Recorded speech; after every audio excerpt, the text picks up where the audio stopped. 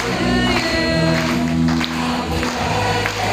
Happy birthday.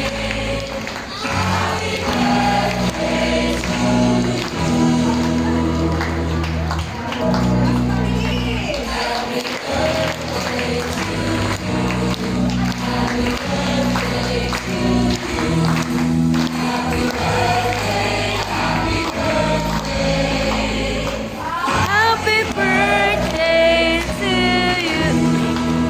Amen. Bago natin ipag-pray si Pastor Stephen, baka meron pong wish or prayer and message si Pastor Stephen.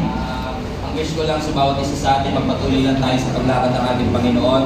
Meron po siyang mabuting plano at layunin sa ating buhay. Makita pa lang po namin kayo ni Jenny na kayo po ay nagpapatuloy sa Panginoon para na rin po ninyong pinapawi lahat ng pagod namin at lahat ng sakripisyo namin. Every time makikita ko po kayo, lagi ko sinasabi sa Panginoon, Lord, hindi pala sayang na binitawan ko yung karir ko.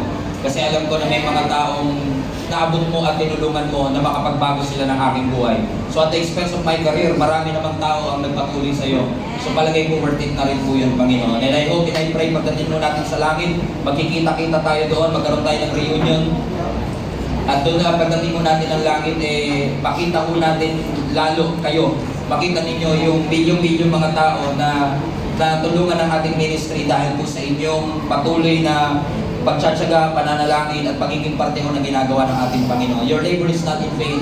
Your dedication is not in vain. Ang iyong pagpapagaling hindi po nasasayang. And I wish more and more years of success, more and more years of fruitfulness para sa ating simbahan. Patuloy po natin po na inalangin. Let us fight for our